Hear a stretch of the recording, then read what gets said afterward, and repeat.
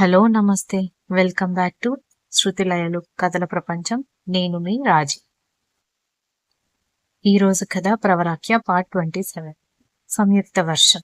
మా అమ్మ సేఫ్గానే ఉందని తెలిసిన తర్వాత కాస్త కంగారు తగ్గింది. కానీ నేను కూడా అతన్ని ప్రేమించి పెళ్లి చేసుకున్నానన్న భ్రమలో ఉంది అమ్మ. నాకు అతని మీద భయం, అసహ్యం తప్ప ఎలాంటి ఫీలింగ్స్ లేవు. పైగా అథర్వ వాళ్ళ అమ్మగారు మాట్లాడిన మాటలు మా అమ్మ వినుంటే పరిస్థితి చాలా దారుణంగా ఉండేది. ఉఫ్! అసలు నా లైఫ్ ఎటుపోతుందో నాకు అర్థం కాలేదు. చూస్తుండగానే సాయంత్రం అయిపోవడంతో 2 రోజులకి ఆ ఇల్లు అలవాటు పడినట్టుగా అనిపించింది. నాకిచ్చిన కవర్లో ఉన్న బట్టలన్నీ వాడేసినట్టుగా అనిపించేసరికి ఇప్పుడు స్నానం చేయాలి, ఏ డ్రెస్ వేసుకోవాలి అనుకుంటూ ఆలోచనలో పడ్డాను. వెళ్ళి మా శ్రీవారిని అడిగితే తనని యాక్సెప్ట్ చేశానని అనుకుంటాడు. అలాగని రోజుకొక్కసారైనా స్నానం చేయకపోతే నాకు నిద్ర పట్టదే. అసలే ఈ మానవుడి దయ వల్ల ప్రశాంతంగా నిద్రపోయి కూడా 3 రోజులవుతుంది. ఏం చేయాలి అనుకుంటూ రూమ్లో చాలాసేపు వాకింగ్ చేశా. ఏదైతే అదైంది. వెళ్ళి నా కోసం డ్రెస్సెస్ తెప్పించమని మరొకసారి అడగాల్సిందే. నన్ను తీసుకొచ్చి ఇక్కడ పడేసినప్పుడు నా అవసరాలు చూసుకోవాల్సింది కూడా అతనే కదా అనుకుంటూ బయట కూర్చున్న అతని దగ్గరికి వెళ్ళాను. నన్ను తీసుకొచ్చిన దగ్గర నుంచి మరీ ఫ్రీగా ఉంటున్నట్టుగా అనిపించింది. నేను సెక్రటరీగా, అతను సీఎంగా ఉన్నప్పుడు తినడానికి కూడా టైం ఉండేది కాదు. 10 days వర్క్ చేసిన ఆ టైంకి ఈ 3 రోజుల టైంకి అసలు పొంతనే లేదు. అవునులే, ముసుగు వేసుకుని ఎన్ని పనులు చేసినా ఎవడు పట్టించుకోడు. కానీ ఒక్కసారి ఒక్కొక్కటిగా మనిషి చేసే అన్యాయాలు, దుర్మార్గాలు, పొరపాట్లు బయటకొస్తే ఎవడు మాత్రం వాడిని భరించాలనుకుంటాడు? అది కూడా సీఎం లాగా అనుకుంటూ అతని ఎదురుగా నిలబడ్డాను. అతను ఏంటో అన్నట్టుగా కళ్ళెగరేశాడు. ఏ మాటకి ఆ మాట చెప్పుకోవాలి కానీ మా సీఎం సార్ పిచ్చ హ్యాండ్సమ్. వర్కౌట్ చేసే టైం లేకపోయినా ఎక్కువగా అక్కడికి ఇక్కడికి తిరుగుతూ ఉంటాడు కాబట్టి చెమట పట్టి లోపల కొవ్వు ఎక్కువగా స్టోర్ అవ్వకుండా ఎక్కడికక్కడ ఫిట్గా ఉంటాడు. ఆ కళ్ళు వెరీ షార్ప్, భలే అందంగా పదునుగా ఉంటాయి. షార్ప్ అన్నా పదునన్నా ఒకటే కదా. అలా కళ్ళు ఎగరేసేసరికి ఉఫ్, చెప్తే నేనే బయటపడినట్టుగా ఉంటుంది బాబోయ్. ఏంటో చెప్పు అని అతను ఈసారి నోటితో అడిగేసరికి రోజుకి 2 సార్లు స్నానం చేస్తాను నేను. ఇక్కడికొచ్చాక ఒకసారి చేయడం కూడా గుర్తుండట్లేదు. మా అమ్మ హ్యాపీగా ఉందని తెలిసిన తర్వాత నాకు స్నానం చేయాలని అనిపిస్తుంది. నా బట్టలేమో అన్నీ ఉతకకుండా ఉన్నాయి. సీఎంగా బాగానే వెనకేసాడు కదా. ఒక 10-15 జతలు తెప్పిస్తే ఏమవుతుంది? ఇప్పుడు నేను ఫ్రెష్ అయ్యాక యూజ్ చేయడానికి బట్టలు లేవు అన్నాను. అంతే మనోహరంగా నవ్వాడు. అతని కళ్ళల్లో ఏదో ఉత్సాహం, అదెందుకో నాకు అర్థం కాలేదు. అథర్వ వర్షన్. ఇప్పుడే నా తప్పేమీ లేదని తెలుసుకొని మా నాన్న సీఎంగా ఉన్నప్పుడు క్లోజ్గా ఉండి పార్టీ పనులు చూసుకునే దినకర్ అంకుల్ కాల్ చేసి నన్ను సంయుక్తని తీసుకొని డిన్నర్కి రమ్మని పిలిచాడు. మా మేడం అసలే ఫైర్ మీద ఉంది కదా. ఇప్పుడు డిన్నర్ పేరు చెప్పి అగ్గి మీద గుగ్గిలం చేయడం ఎందుకని సైలెంట్గా ఉన్నాను. కానీ తను నా ఎదురుగా వచ్చి నా వైపే సూటిగా చూస్తూ ఏదో అడగాలి అన్నట్టుగా నిలబడ్డంతో నాకేంటో అర్థం కాలేదు. తను నా కళ్ళల్లోకి సూటిగా చూస్తుంటే అబ్బాయిలు చూస్తే అమ్మాయిలు తడబడతారని విన్నాను, కానీ తను చూస్తుంటే మొదటిసారి నాకు తడబాటు ఎదురైంది. ఈ పిల్లలో ఖచ్చితంగా ఏదో మ్యాజిక్ ఉంది. లేకపోతే ఎవరిని చూసినా చలించని నా హృదయం ఈ అమ్మాయి కోసమే పరుగులు పెడుతోంది.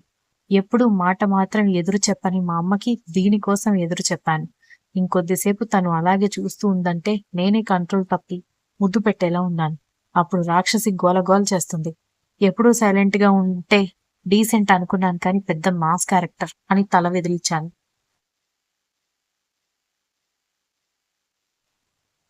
ఏంటో చెప్పు అని తను చెప్పేలా లేదని నేను అడగడంతో తనకి రోజుకి 2 సార్లు స్నానం చేసే అలవాటు ఉందని, నా టెన్షన్తో తింటుందో ఉంటుందో మర్చిపోయానని, ఇప్పుడు ఫ్రెష్ అవ్వాలి, బట్టలు తెప్పించమని ఆర్డర్ వేసింది. అంతే, వెతకబోయిన తీగ కాలికి దొరికిందని పార్టీకి ఎలా రమ్మనాలి అని తర్జన భర్జన పడుతూ ఉంటే తనే నాకు చాయిస్ ఇచ్చింది. దాంతో తన వైపు యాటిట్యూడ్గా చూస్తూ కాలు మీద కాలు వేసుకోవడంతో కళ్ళు చిన్నవి చేసి చూసింది. She really so cute. ఆ నవ్వుకి అర్థమేంటని తను ఉక్రోషంగా అడిగేసరికి నువ్వు కావాలి అన్న బట్టల పేర్స్ కంటే కూడా ఎక్కువ పేర్స్ తెప్పిస్తాను, బట్ ఆన్ 1 కండిషన్ అన్నాను. అంతే, ఏదో తిట్టడానికి నోరు తెరిచింది. కానీ నేను మాట్లాడొద్దు అన్నట్టుగా నోటు మీద వేలు పెట్టి చూపించడంతో సైలెంట్ అయిపోయి మోహన్లో అదే చిరాకు ప్రదర్శిస్తూ నేనేం చెప్తాను అని వింటోంది. మా డాడీ సీఎంగా ఉన్నప్పుడు పార్టీ బాధ్యతలు చూసుకునే మా అంకుల్ వాళ్ళ ఇంట్లో డిన్నర్కి పిలిచారు. అలాగే పార్టీ విషయం, నా సీఎం పదవి విషయం కూడా సార్ట్అవుట్ చేస్తానని అన్నాడు. నువ్వు అక్కడికి రావడానికి ఒప్పుకున్నావనుకో, ఆ పార్టీకి కావాల్సిన డ్రెస్సెస్‌తో పాటు నీకు రోజూ ఇంట్లో వేసుకోవడానికి కంఫర్టబుల్ డ్రెస్సెస్ కూడా తెప్పిస్తాను అన్నాను. దాంతో కాసేపు సైలెంట్ అయిపోయింది.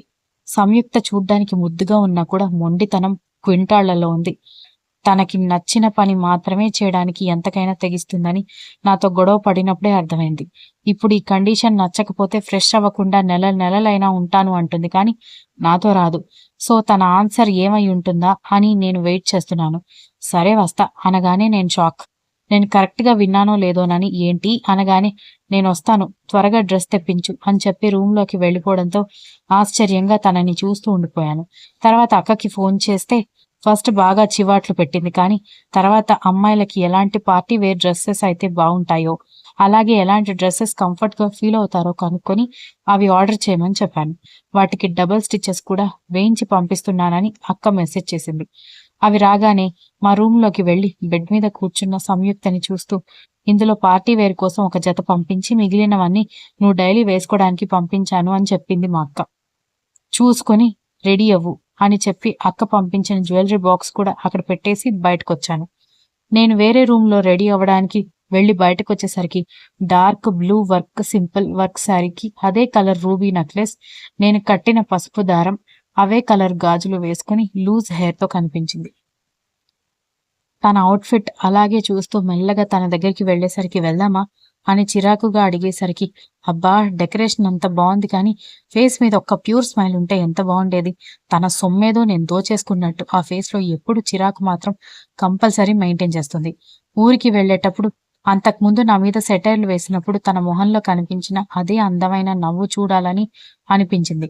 కానీ అన్నిటికంటే నాకు షాకింగ్‌గా సర్ప్రైజ్‌గా అనిపించింది తనకున్న తిక్కకి నేను కట్టిన పసుపు తాళి పీకి అవతల పడేస్తుందని అనుకున్నాను. కానీ అది అలాగే ఉంచుకుంది. వెళ్దామా అని తనొకసారి మళ్ళీ అరవడంతో వెళ్దాం పదా అని తన చేయి పట్టుకుని బయటకు తీసుకువెళ్ళాను. సంయుక్త వెర్షన్. నేను చీర కట్టుకుని బయటకొచ్చేసరికి అతను ఇంకా రెడీ కాకపోవడంతో విసుగ్గా వెయిట్ చేస్తున్నాను. యూట్యూబ్‌లో చూసి చీర కట్టుకుని బయటకొచ్చాను. అది కూడా నానా తంటాలు పడి. అంతలో అథర్వ వచ్చి పక్కనే నిలబడ్డాడు. నా వైపు రెప్ప కొట్టకుండా అలాగే చూస్తుండడంతో 2 సార్లు కదిలించి రెండోసారి గట్టిగా అరవడంతో అప్పుడు తేరుకుని నా చేయి పట్టుకుని బయటకు తీసుకువెళ్తున్నాడు. నా చేయి వదిలించుకుని దూరంగా నడుస్తుంటే నా వైపు విసుగ్గా చూసి వెళ్లి డ్రైవింగ్ సీట్లో కూర్చున్నాడు.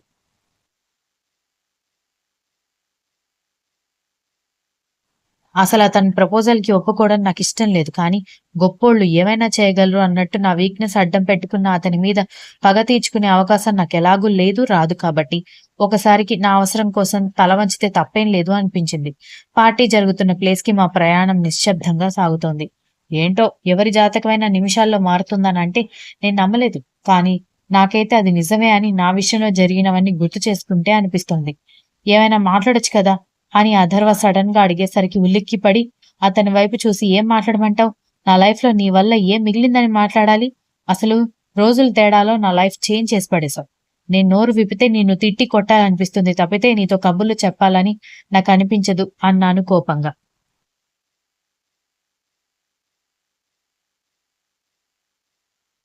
అథర్వ వర్షన్. మేం బయలుదేరి దాదాపు పావుగంట అవుతున్నా సంయుక్త ఏమీ మాట్లాడకుండా కిటికీలో నుంచి బయటకు చూస్తుంటే నాకేమో బోర్ కొడుతోంది. ఒకవేళ సాంగ్స్ పెట్టాలని అనుకున్నా ఇప్పుడున్న మేడం గారి తిక్కకి మ్యూజిక్ సిస్టమ్ పగలగొడుతుంది. అందుకే చొరవ తీసుకుని ఏమైనా మాట్లాడొచ్చు కదా అని అడిగాను.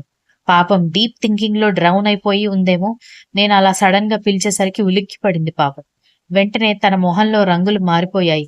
ఏం మాట్లాడమంటావు? నా లైఫ్‌లో నీ వల్ల ఏం మిగిలిందని మాట్లాడాలి?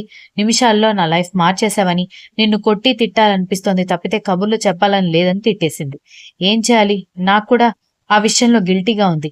తన మెడలో ఇష్టం లేకుండా తాళి కట్టడం ఖచ్చితంగా తప్పే. ఎలాంటి ఆడపిల్లలకైనా పెళ్ళంటే చాలా రకాల ఆలోచనలు, భయాలు ఉంటాయి. చాలా రకాల ఆలోచనలు ఉంటాయి. కోరికలు కూడా ఉంటాయి. కానీ సడన్ గా ఎవడో వచ్చి తాళి కట్టేగాని వాడిని హస్బెండ్ గా యాక్సెప్ట్ చేయడం అంత ఈజీ కాదు. కానీ అప్పుడు తన మెడలో తాళి కట్టకపోతే తను నా దగ్గర నుంచి వెళ్ళింది అంటే ఎప్పటికీ నా మొహం కూడా చూడదు. అందుకే తాళి కట్టాల్సొచ్చింది. సారీ సంయుక్త. ఇప్పటికిది మనసులో అనుకున్నా నీకు డైరెక్ట్ గా చెప్పి నీ ప్రేమని పొందే రోజు కోసం వెయిట్ చేస్తూ ఉంటాను.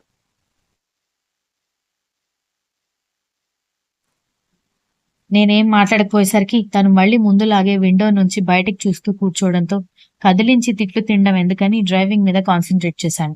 మరొక అరగంటలో దినకర్ అంకుల్ పార్కింగ్ లో వెళ్లి కార్ ఆపి కీస్ వాచ్మెన్ కి ఇచ్చేసి సంయుక్త వైపు చూసేసరికి తన చుట్టూ గమనిస్తూ కనిపించింది. కాటుక పెట్టిన కలువ కళ్ళకి పొడవుగా మెలితిరిగి ఉన్న కనురెప్పల వెంట్రుకలు ఆ కళ్ళకి ఇంకా అందాన్ని ఇస్తున్నాయి. వెళ్దామా అని నేను అడిగేసరికి చిన్నగా తలూపడంతో ఇద్దరం కలిసి ముందుకెళ్లేసరికి చిన్న చిన్న లైట్స్ పెట్టి పార్టీ ఏరియా ఘనంగా జరుగుతోంది. అక్కడ నన్ను పార్టీకి పిలవడం ఓన్లీ నా పదవి గురించి మాట్లాడడం కోసం మాత్రమే కాదు, వాళ్ళ అమ్మాయి సాగరిక బర్త్డే కూడా ఉంది.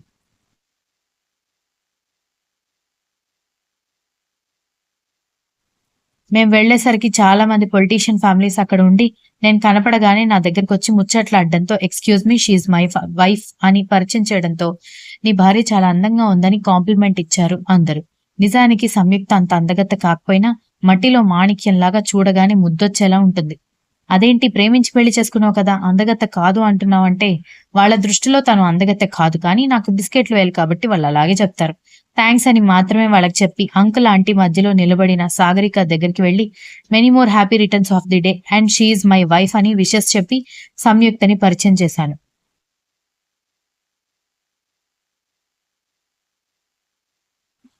సంయుక్త వర్షన్. మేం వెళ్ళగానే పార్టీ వాళ్ళు అనుకుంటా బెల్లం చుట్టూ ఈగలు ముసిరినట్టుగా ముసిరి అథర్వతో ముచ్చట్లు పెడుతూ నన్ను తన భార్య అని పరిచయం చేయగానే సో బ్యూటిఫుల్ అంటూ బిస్కెట్స్ వేశారు. నిజమే, మరి బిస్కెట్స్ కాకపోతే ఇంకేంటి. న్యూస్ ఛానల్లో వర్క్ చేసినప్పుడు జర్నలిజం మీద ఉన్న పిచ్చితో అసలు అందం గురించి శ్రద్ధ పెట్టిందే లేదు. అసలు ఈ రోజు మా సీఎం సాబ్తో కలిసి పార్టీకి వచ్చే వరకు కూడా నేను ఒక్క లిప్స్టిక్ కానీ ఒక పౌడర్ కానీ వేసుకున్నది లేదు. అలాంటిది నేను అందంగా ఉన్నానని చెప్పడం బిస్కెట్ కాకపోతే ఇంకేంటి. కాకపోతే అమ్మ రంగు నాకు వచ్చింది. ఆ పార్టీ మెంబర్స్ దగ్గర నేను మాత్రమే కాదు అథర్వ కూడా అన్కంఫర్టబుల్ గా ఫీల్ అవుతున్నాడని అతని ఫేషియల్ ఎక్స్ప్రెషన్స్ చూస్తే అర్థం కావడంతో ఇప్పుడే వస్తానని చెప్పి నా చేయి పట్టుకుని బర్త్డే జరుగుతున్న అమ్మాయి దగ్గరికి తీసుకుని వెళ్ళాడు. నాకంటే 2 అడుగుల ఎత్తు, కలరు, నల్లటి చుట్టూ, కాని భుజం వరకే ఉండి చూడ్డానికి భలే ఉందే అనిపించేలా ఉంది సాగరిక. అంటే బయట హోల్డింగ్స్ తో పాటు కేక్ మీద కూడా పెద్ద పెద్ద అక్షరాలతో పేరుండడంతో అలా తెలిసిందన్నమాట. ఎందుకో తెలియదు కానీ ఆ అమ్మాయి మొహంలో నా మీద కోపం చాలా క్లియర్ గా చూశాను నేను. ఏంటో నాకే తెలియకుండా నాకు శత్రువులు పుట్టుకొస్తున్నారు. మా సీఎం సబ్కి జనాల్లోకి వెళ్లి వాళ్ళ కష్టాలు విని కౌగిలించుకుని భరోసా ఇచ్చినంత ఈజీగా ఎవరి ఫీలింగ్స్ అర్థం కావు కాబట్టి ఆ పిల్ల ఎక్స్ప్రెషన్స్ కూడా గమనించకుండా గిఫ్ట్ దాని మొహాన పడేసి పదా భోజనం చేద్దామని నా చేయి పట్టుకుని తీసుకెళ్లాడు.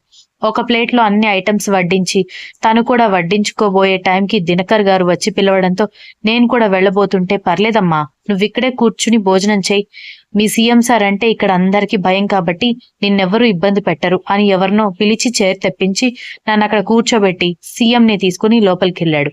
ఒక్క నిమిషం వరకు కూడా అథర్వ పక్కన ముళ్ల మీద కూర్చున్నట్టుంటే ఇప్పుడు అతను లేకుండా తెలియని ఆ జనం మధ్య నిప్పుల మీద కూర్చున్నట్టుగా ఉంది. అంతే కదా, వీళ్లతో పోలిస్తే అతను అలవాటైన వాడు కాబట్టి అతను లేకుండా వీళ్ల మధ్య ఉండాలంటే కాస్త ఇబ్బందిగానే ఉంటుంది.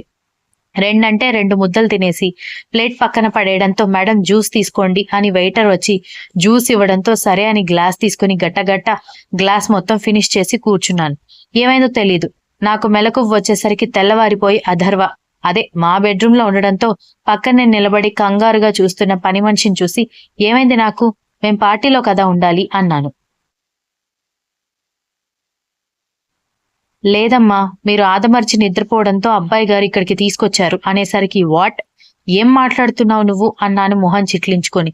అవును అమ్మాయి గారు, మీరున్నట్టుండి నిద్రపోయి ఉంటేనే అబ్బాయి గారు కష్టంగా మోసుకొచ్చారు, ఇంటికొచ్చాక కూడా ఏదేదో మాట్లాడుతూనే ఉన్నారని ఆమె చెప్పడంతో నోటు మీద చేతులు వేసుకుని రాత్రి జరిగింది గుర్తు చేసుకోవడం మొదలు పెట్టాను. కంటిన్యూస్.